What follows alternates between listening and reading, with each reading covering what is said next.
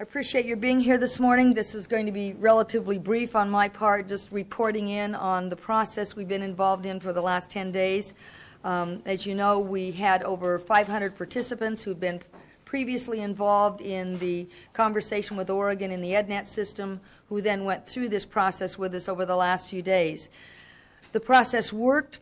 People were serious. They worked hard. There was a high-quality discussion in each of the 6 meetings. They were thoughtful. They cared about what came out of the process. They made it very clear, overwhelmingly, that they thought it was right that we restructure Oregon's tax system, that we not do Band-Aids, so I was very pleased about that. There was clearly across-the-board support for that restructuring. I reminded them again, and will just state briefly for you again today, those 3 criteria that I set out, that we would do major restructuring and not do Band-Aids, that we would give major property tax relief, and that we would not fill the complete hole created by Ballot Measure 5, that we could raise the money necessary to do the job in a restructured and more efficient government, and that we would operate that way. I think I would tell you that some of the messages, you've got the details and the statistics, but I think there were some messages that came across quite clearly. In terms of property tax relief, there was a strong desire for that property tax relief. Most of the people who went through this process believed that there ought to be some differentiation between owner-occupied homes and income-producing property. It was a distinction they made, saying not make business pay all, but at least make this distinction between those that were income-producing and those that were not. There was a surprising amount of support for a sales tax, not a large one it appears, but a sales tax of some kind. Lots of side comments written about restrictions with that sales tax. And there was a message about business that I think was important in this process. People believed there should be some restructuring in the corporate income tax system. Some people suggested a gross receipts tax as an alternative to the corporate system. But for the most part, if you look at the size of what they said, they believed that there needed to be a reality that we not ask business to carry all of the load if we wanted business to be healthy in Oregon. So they talked about small amounts of increases without giving that whole burden to the business community in terms of Oregon's economy. I think that it was the kind of situation that made me feel that the work we've done over the last 6 to 8 months in helping bring messages forward to Oregonians, helping them understand the details of their government and their tax system have paid off, and that Oregonians, when given that opportunity, clearly will choose responsible, balanced solutions to the tax structure problem in Oregon. So there were a lot of things suggested that we did not bring forward. I want you to know that. People talked about transaction taxes and value-added taxes and tolling on the highway for toll roads and vehicle registration increases and luxury taxes and a whole broad number of other kinds of taxes. So Oregonians had been thinking about this. They were creative many times in their solutions, and they were very careful about how they made their selections down to half a dot. So I'd say they really understood the process and they were active participants in it. So I'd be happy to take your questions about either overall things out of the process and what the next steps are over the next few days. 7 and 10 said they would support some sort of sales tax. Does that make it likely, do you think, that your plan next week will include a sales tax? Well, it means we'll look at it with a little bit more comfort than we might have before. But it was very clear as people talked about the sales tax that they had strong concerns about the framework and design, that there had to be limitations in it for rate, constitutional protections for that, and for exemptions like medical care and housing and food. They felt strongly about that. They wanted a real assurance that if they did a sales tax, that then the property tax couldn't come back up, so they wanted restrictions there to protect that. So they really were clear that it wasn't just sort of some generalized support, and it was not necessarily support for a very large sales tax. And I think that's a distinction that was quite clear in a lot of the process that we dealt with.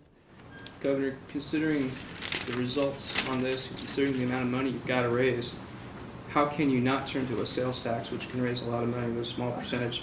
I didn't say I wasn't turning to it. I'm saying... How could you not do it? I mean, you're saying you're looking at it with more comfort, but it seems that it's really pointing with that it's got to be part of your plan. Well, I think it's clear that there is a good reason to look at that if it has those protections in it. Without that, Oregonians are not going to talk about it, but they're also not going to talk about a sales tax if they don't believe that the major property tax relief is guaranteed and that there are other changes in the system that bring some equity back into the process. There was a lot of concern on the part of Oregonians that this tax structure was not equitable anymore, not just the property tax question or the sales tax question, but was there equity anymore, for instance, in the personal income tax system in Oregon? When a couple making $10,000 of taxable income reached the maximum rate for taxation in Oregon, it's clear that the system is geared to the 1950s rather than the 1990s, and Oregonians were clear that they understood that. Are you confident that this sampling is a true reflection of Oregonians? Because the people were randomly selected, I don't have any question that they represented across the political spectrum and across the economic spectrum and with a lot of philosophical differences, and I think that represents Oregon.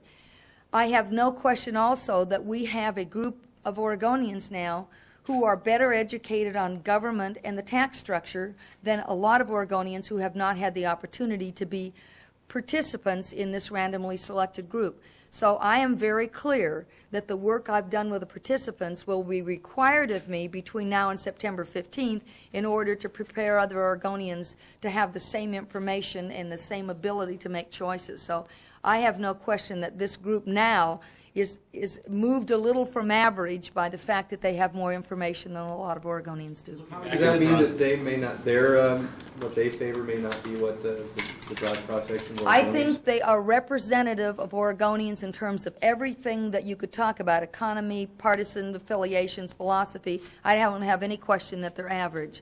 And I don't have any question that they represent the views of a lot of Oregonians. If you'd done polling, I think you'd come out very close to that.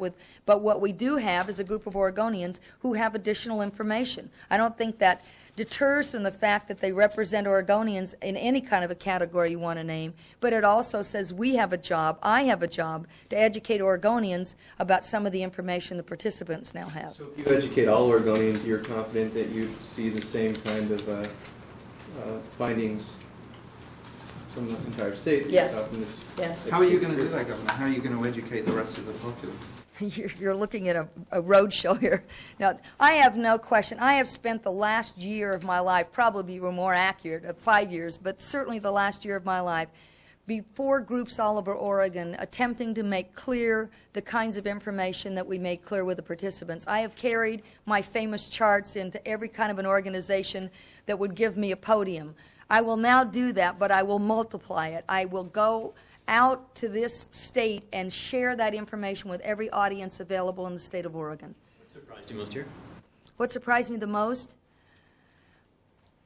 I think a pleasant surprise for me was the discerning way in which Oregonians made choices. For instance, it's really easy to make the choice that I will choose a tax that doesn't touch me. Somebody else will pay, and then I'll be happy. Oregonians understood that you couldn't do it that way. And when you looked at business, for instance, they made distinctions between small business and large business. They made distinctions about the fact that they weren't going to try to shift the whole problem onto business's shoulders. I think that kind of distinction was pleasant for me, and I think in some ways surprising, because I think there's an indication always, or an inclination, to choose somebody else to pay the taxes other than yourself. Which specific finding, though, here? Which specific consensus item surprised you? I think the broad support for some kind of a sales tax, from small to medium, was a surprise to me. I thought it would be much less than it was. I was surprised to see that broad of support. The couple of other things, the strong support for adding a partial property taxes to fraternal organizations surprised me, because there's always been such an adamant opposition to it in the legislature. So there were a couple of those small items that were kind of surprising. How do you square what you characterize as overwhelming support for sales tax with Oregonians' historic repeated rejection of the tax? Well, every time it's been on the ballot, every time the sales tax has been on the ballot, it's tended to be 4%, 5%, kind of in that range. It has been a piece set aside from total restructuring. I think that makes a tremendous amount of difference, because these Oregonians were looking at a package. not a little piece set aside. And I think the fact that they were looking at an income tax more equitable, a corporate tax better and more equitable, a property tax with major guaranteed relief in the process, that allowed the sales tax to then be part of a complete restructuring. And we've never done it that way on the ballot. What's your next process? You're going to be meeting with special interest groups this weekend, and then are you going to be announcing a tax plan? Do you know when you might be doing that? Let me clarify the process from here on. I will spend the next few days, including this weekend, putting together the package, the details of the package, the rates in the package, the components of the package. Then we will begin sharing that package with groups whose support will be important in the success of this measure in the legislature and on the ballot. We have, not me personally in all cases, myself and a number of other people who have been working with me, have been meeting with a number of groups over the last number of days, talking about what their bottom lines were, talking about the issues that were important to their organizations, talking about their willingness to support and at what level that support would be. So we have done that outreach. We've had people working with us in doing that. We will continue that as the package is more near completion so that we're able to complete it. And next week sometime we'll announce both the date of the special session and the content of the package, and move immediately after that to allow the legislative committees to begin working with the package. Is it Monday, or is it later in the week, do you think? Or? It will not likely be Monday. To what degree has your optimism been changed by the survey for the possible passage of the tax measure by voters? I don't have any illusion that this will be an easy process. It will be a difficult one. It is always difficult to bring taxes to the ballot and arrive successfully. It is easier for people to reject than accept tax change. But I am optimistic because for the first time we've offered Oregonians a chance to take their 70-year-old tax structure and bring it into the 90s. And I think the fact that we're talking equity and fairness and stability based on ability to pay and a complete restructuring gives us the best chance that we've ever had for passage. Has there been any discussion regarding reallocating lottery funds to offset losses by Measure 5? There is no way the lottery would even come close to offsetting Measure 5's losses. The lottery is a piece about this big. The loss is a piece about that big. The lottery cannot do it. Why don't you go ahead and announce a special session date right now, today? Because I have a lot of work to do this weekend. I don't want to call a legislature into session until I finish my work, and I need to be sure I've completed that work. This is a tight and very hard-working framework we've been involved in for the last 2 weeks, and I want to make certain that we don't miss on the calculations of the time it's going to take. We feel confident we can do it over the next 2 or 3 days, and we'll be ready for the legislature. You think Likely there's going to be after you get back from the Democratic National Convention? If I told you that, you'd have the date. If I were announcing the date, I'd tell you. I'm not being coy. I just need to be sure I have the working time necessary to hand to the legislature a completed tax measure that overhauls the structure. I need to know I can finish that, and until I know that, I can't announce the date. Yesterday, Senator Kitzhaber indicated that he could live with the November vote. He prefers a September vote, but could live with November. Are you can't. still hard? Okay, good. Let me tell you what the problem with the November vote is. We've got the most major tax restructuring in Oregon's history. It is complex, it is important, it is critical to Oregon's future. If we drop that onto a November ballot and we get stirred up with the U.S. Senate race and the presidential race and the legislative races and any other thing that's on the ballot, Oregonians can't focus on this. I want to give them time to focus on this in September when they're not in the middle of other campaigns and they're not diverting interests going on for time, for attention, for media space. We need to be able to get focused on this. I want to give Oregonians time to look at this and focus and concentrate, and to let me take 2 months to be out there dealing with it all over the state of Oregon. It would cost us more to be able to give the information to people. It would get lost in the white noise of the campaigns. The other problem is, obviously, we have budgets to put together. If we can get this decision made by September 15th, we won't have to put together a complete budget process and start all over, a very costly and time-consuming process for government. So I think it makes sense to do it. If we can get this on the September 15th ballot, I expect it will be a vote by mail, so we get the largest number of Oregonians involved that we can. I think that we'll do the best job, we'll have a much better chance of success, and Oregonians will understand the package better. You think that an educated electorate would reach the same conclusions that this group did doesn't that suggest that the things that got majority support would be the most likely components of a tax package that you put forward? My final goal is to make sure that it's equitable. And in the process of the citizen process that we just finished, sometimes people chose things that they wanted to happen, but they didn't have to make the equity happen to the degree that I do. So if I promise equity and fairness and ability to pay, I've got to build that into the system. So every time you move something in the property tax, you affect the income tax or the corporate income tax or the sales tax or whatever's there. So I must look for that equity, and that means there may be some variables as I put the plan together based on the equity that I promised. But these main components they like, you think an educated electorate would like, doesn't that make sense? Then those I are think the- it makes sense that they would feel the comfort level that these participants did at the end of the process. Doesn't mean everybody would choose that, and that's very clear. We could never fool ourselves that this is a 100% plan that every Oregonian is going to love.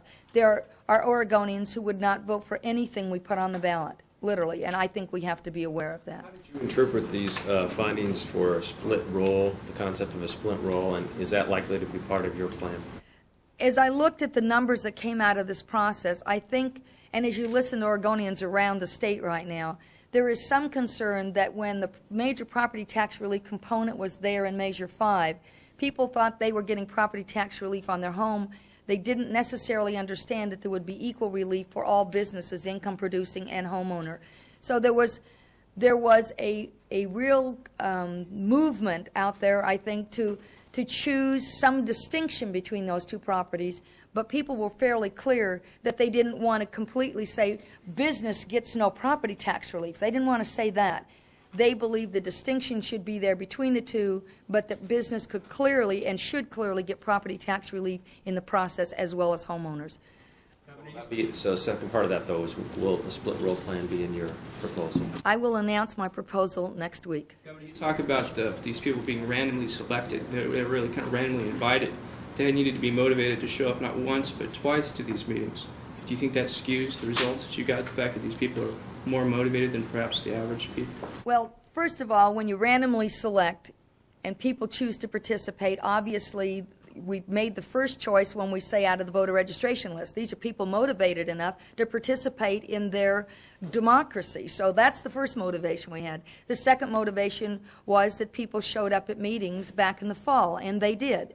I think most of the people we invited in the fall showed up. There were health reasons and marriages and other things that meant they couldn't show up, but they did show up in the fall. And when we re-invited this time, we didn't have the space and the ability to do what we could on EdNet, so we couldn't include as many people. So we randomly selected then out of that group again. So, you know, obviously, and some of these people, by the way, have met with me in between that time. I've done brown bag lunches and coffees where I've sat down and talked to them through this process between now and from November to today. So I've had another opportunity to meet with some of these people. So obviously you got motivated people, but I think that's representative of Oregon. Oregon has been a citizen participation state from the very beginning. If you look at our boards and commissions, if you look at our willingness on the initiative, on the referendum, on the recall, on anything you want to name, Oregonians have participated. So I don't know that this is an unusual participation for Oregonians. I think just an encouraging one.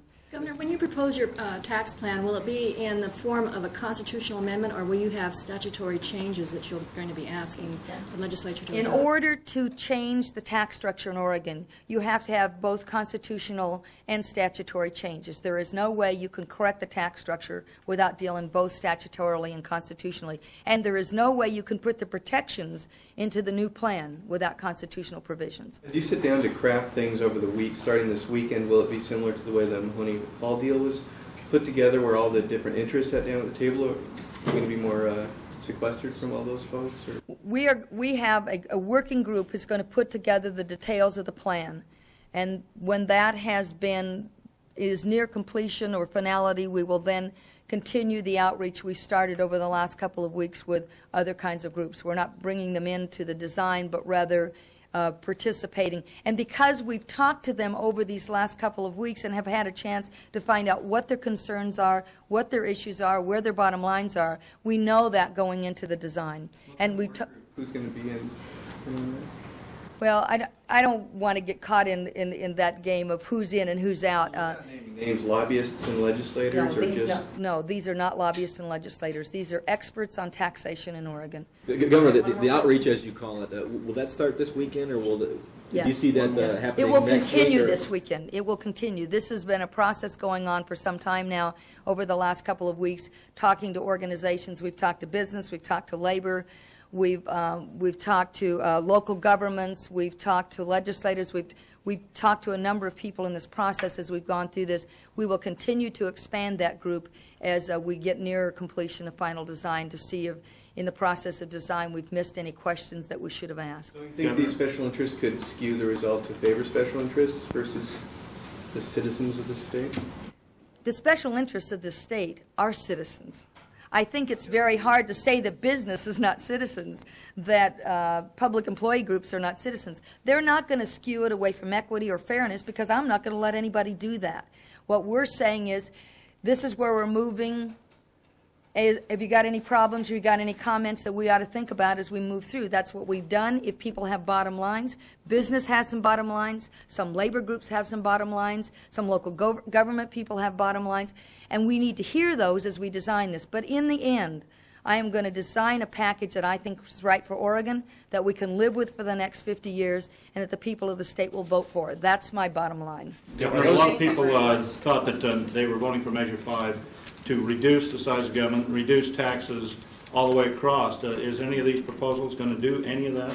Well, we have been very clear. We're going to operate with less money than we are operating before, and this is the case. There will be lower property taxes. That's what most Oregonians voted for. And the polling right after Measure 5 passed said that people voted for it because they wanted major property tax relief, and they will get that in my proposal. Thanks very much.